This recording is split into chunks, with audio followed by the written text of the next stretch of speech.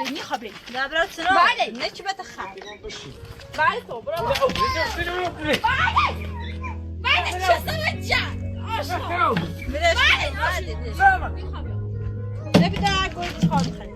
Quy Hoa muốn cùng Ibu ra đồng xem lúa chín. Ibu chê Quy Hoa bẩn, không cho cô lên xe. Bị đánh xong, Quy Hoa vẫn chẳng chịu yên, trái lại còn trở nên điên loạn hơn. Cô ta bò dậy, ánh mắt đỏ ngầu, giọng khan khan, chỉ tay vào Azima đe dọa. Cô ta tuyên bố nếu Azima không nghe lời thì con mụ sẽ ra tay bóp cổ cô đến chết. Lời đe dọa ấy khiến Azima lạnh sống lưng. Cơ thể cô vốn đã yếu ớt, lâu nay luôn mang bệnh trong người, nên trước những lời điên loạn của Quy Hoa càng thêm sợ hãi. Dù cô biết Ibu sẽ bảo vệ mình, nhưng khi đối diện dáng vẻ cuồng loạn của Quy Hoa, cô vẫn thấy bất an. Hiện thực đã quá rõ ràng, mơ tưởng được vào sống trong căn nhà nhỏ giờ chỉ là ảo vọng. Ibu tuyệt đối không thể đồng ý, và càng không bao giờ xây cho con mụ một căn nhà mới. Giờ đây, cô ta chỉ còn biết co ro trong chiếc lều rách nát. Khi thời tiết ngày càng trở lạnh, gió đêm lùa qua những vết rách lạnh buốt đến tận xương, khiến cô ta gần như không thể chợp mắt. Mỗi lần gió lạnh thổi qua, lòng oán hận trong cô lại càng dâng cao, cảm giác như cả thế giới đang chống lại mình. Thế nhưng, Quy Hoa vẫn không chịu nhìn thẳng vào sự thật. Dù biết rõ bản thân đã chẳng còn chỗ đứng, cô ta vẫn cố chấp, muốn bám theo Ibu. Năm Azima ra cánh đồng lúa, cô ta kéo lê thân thể mệt mỏi của mình, lẳng lặng bám theo họ phía sau, giống như một cái bóng không thể rũ bỏ. Trong lòng, Ibu đã sớm chán ghét cực độ, anh ta không cho phép Quy Hoa tiếp tục tới gần, nhưng Quy Hoa lại cố tình bám lấy, càng bị đuổi thì càng muốn theo. Cuối cùng hai người lại bùng nổ mâu thuẫn bên cạnh chiếc xe. Quy Hoa như mọi khi là lối om sòm, tay chân vung vẩy loạn xạ, miệng đầy những lời trách móc và chửi rủa. Sự nhẫn nhịn của Ibu cuối cùng cũng bị đốt cháy. Anh ta lại một lần nữa tung cú đấm vào mặt Quy Hoa, nhưng khi nắm đấm rơi xuống, trong lòng anh không hề nhẹ nhõm, mà là một cảm giác bất lực sâu sắc. Anh hiểu rõ tính cách của Quy Hoa, dù có bị đánh bao nhiêu lần đi nữa, cũng chẳng thể nào chịu yên ổn. Mỗi lần cãi vã kết thúc, Quy Hoa lại vừa bầm tím, vừa tiếp tục la hét, vẫn than vãn không ngừng, vẫn như hồn ma dai dẳng quanh quẩn bên họ. Quy Hoa ôm lấy thân thể đau nhức vì bị đánh, miệng vẫn lẩm bẩm không dứt, giọng khàn đặc đầy oán hận. Cô ta nói cuộc đời mình chính là bị hủy hoại như thế này, là vì sự lạnh lùng của nhiếp ảnh gia, là vì sự tuyệt tình của Ibu, và còn vì sự trở lại của Azima đã đẩy cô ta hoàn toàn xuống vực sâu. Giống như một kẻ bị tước đoạt hết mọi thứ, cô ta vẫn cố bấu víu vào chút ảo vọng cuối cùng, nhưng mãi chẳng chịu nhận ra gốc rễ vấn đề nằm ở chính mình. Trong căn lều rách nát của Quy Hoa, tiếng oán than của cô ta vẫn vang vọng không dứt, như cơn gió lạnh xoáy tròn trong đêm tối. Cái lều 3 đồng thật sự quá lạnh. Quy Hoa chỉ muốn được vào sống trong căn nhà nhỏ, vì để có thể ở đó, cô ta bắt đầu tính toán đủ điều. Cô cố tình tỏ ra chăm chỉ trước mặt Ibu, giả vờ như mình cũng đang giúp đỡ. Khi Ibu xuống vườn rau làm việc, Quy Hoa cũng đi theo phía sau, tay cầm dụng cụ, giả vờ cùng anh làm việc. Cô ta cố tỏ ra rất chăm chỉ, như thể bản thân vốn dĩ là người luôn cần cù chịu khó.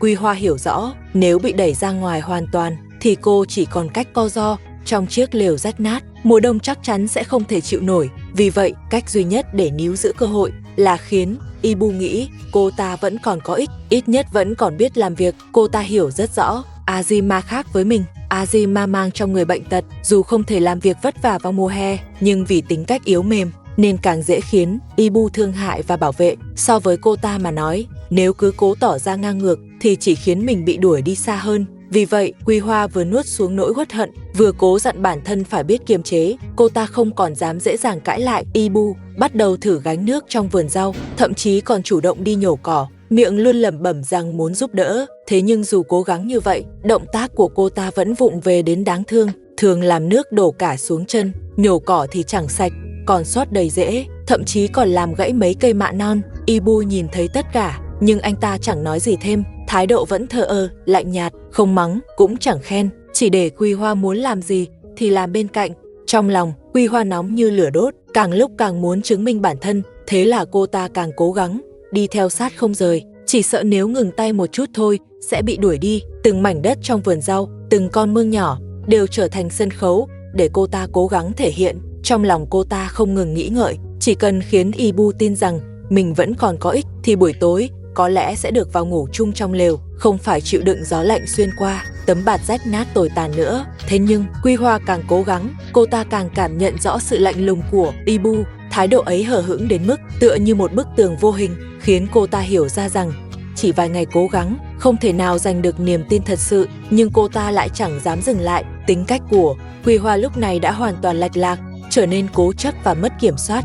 Như thể cô ta đã đánh mất hoàn toàn sự tỉnh táo với hiện thực, giống như một cái bóng đen u ám, ngày ngày quấy rối không ngừng trong nông trại, khiến cuộc sống yên bình của người khác bị đảo lộn hoàn toàn. Buổi sáng hôm đó, cô ta lại một lần nữa trút cơn giận lên người Nhiếp Ảnh Gia, giọng nói khàn đặc và the thé, khuôn mặt méo mó dữ tợn gào thét về phía anh ta. Cô ta nói rằng nếu anh ta không chịu mua tài khoản cho mình thì không có tư cách đứng ở đây. Người nhiếp ảnh chỉ biết đứng lặng, vẻ mặt vừa lúng túng vừa bất lực. Anh hiểu rõ lời Quy Hoa nói hoàn toàn vô lý, nhưng cũng biết rằng nếu tranh cãi chỉ khiến tình hình càng thêm hỗn loạn. Thế nhưng cơn giận của Quy Hoa vẫn chưa dừng lại, càng chửi càng thêm kích động. Cô ta lập tức quay sang trút giận lên Ibu, bước chân dồn dập, ánh mắt điên dại như sắp nổi cơn. Cô ta gào lên, nói căn nhà đó có phần công sức của mình, rằng khi xây dựng, bản thân cũng từng cực khổ làm việc, nên đương nhiên cô ta có quyền được ở. Cô ta liên tục nhấn mạnh, ngôi nhà đó không phải để Azima ở, mà là của chính cô ta.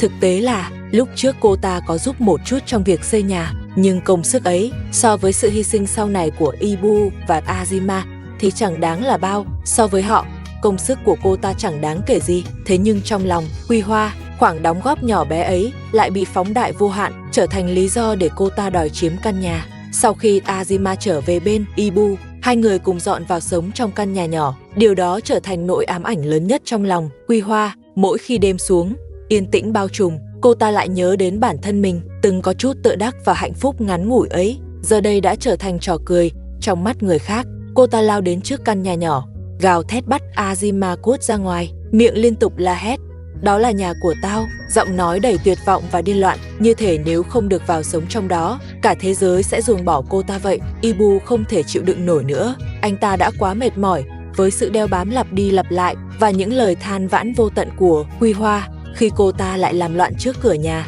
anh ta không do dự thêm giây nào, lao tới đẩy Quy Hoa ngã xuống đất và đấm cô ta liên tiếp vài cái. Trong lòng Ibu tràn đầy phẫn nộ, anh cảm thấy mình đã quá nhân nhượng. Thế nhưng Quy Hoa lại chẳng biết dừng lại, ngược lại còn ngày càng quá đáng hơn, tiếp tục quấy nhiễu cuộc sống của họ. Thời gian gần đây, Quy Hoa dường như đã thay đổi ít nhiều.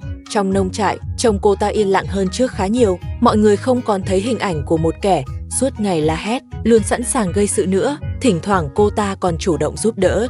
Trong vườn rau, khi đối diện với nhiếp ảnh gia hay những người khác, cô ta cũng tỏ ra kiềm chế hơn. Bề ngoài mà nói, cô ta như đang dần thay đổi, giống như đã bắt đầu chấp nhận thực tại. Nhưng sự thay đổi ấy không đến từ sự cam tâm, mà giống như một sự nhẫn nhịn bị ép buộc. Sau hàng loạt thất bại và tổn thương, cô ta tạm thời nén cơn giận vào sâu trong lòng. Nhưng sự kìm nén ấy không mang lại yên bình thực sự, ngược lại còn khiến trong cô tích tụ nhiều thù hận hơn. Chỉ cần ai đó chạm đúng vào vết thương ấy, cô ta sẽ bùng nổ ngay lập tức. Quy Hoa muốn tự dựng cho mình một căn nhà nhỏ bên cạnh Ibu, nhưng cô ta không có tiền, cũng chẳng có việc làm ổn định. Nếu ở trong nước, muốn tìm việc hay thuê nhà nhanh thì có thể lên các trang như 58 đồng thành Cựu Thành, nhưng với cô ta, mọi thứ giờ đều là xa vời. Trong lòng Quy Hoa, Azima gần như đã trở thành biểu tượng của mọi bất hạnh trong đời cô. Cô ta thường hồi tưởng lại quá khứ và cho rằng cuộc đời mình rơi vào thảm cảnh hôm nay đều là vì Azima. Nếu như không có Azima, nếu không có Azima, cô ta đã không bị gạt ra khỏi căn nhà mới và cũng không phải chịu cảnh gió lạnh cắt da, chui rúc trong chiếc lều rách nát giữa trời, cái cảnh không nhà để ở. Cô ta cho rằng tất cả đều là do sự xuất hiện của Azima. Sự oán hận ấy không những không tan biến theo thời gian mà còn ngày càng lớn dần lên. Cô ta nghĩ đi nghĩ lại, nếu không có Azima thì mình đã được sống trong căn nhà mới yên ổn qua ngày. Nếu không có Azima, số tiền dành dụm của Ibu cũng chẳng bị tiêu sạch. Nếu không có Azima, cô ta đã không phải chứng kiến cuộc sống của mình từ niềm hy vọng ban đầu trở thành bi kịch như hiện tại. Trong lòng cô ta, Azima đã từ một người bệnh đáng thương biến thành biểu tượng cho sự sụp đổ của cuộc đời mình. Nhất là khi nhìn thấy Ibu quan tâm đến Azima, cô ta lại cảm thấy bất công đến nghẹt thở. Những đồng tiền, công sức và tình cảm lẽ ra thuộc về mình, giờ đây đều bị tiêu tốn cho Azima. Mỗi lần nhìn thấy Ibu tận tình chăm sóc cô ấy, lòng Quy Hoa như bị bóp nghẹt, cảm giác như mọi sự quan tâm, mọi tình yêu đều đã bị tước đoạt mất. Trong tim cô ta dâng lên nỗi bất mãn, cho rằng đó là sự bất công không thể tha thứ.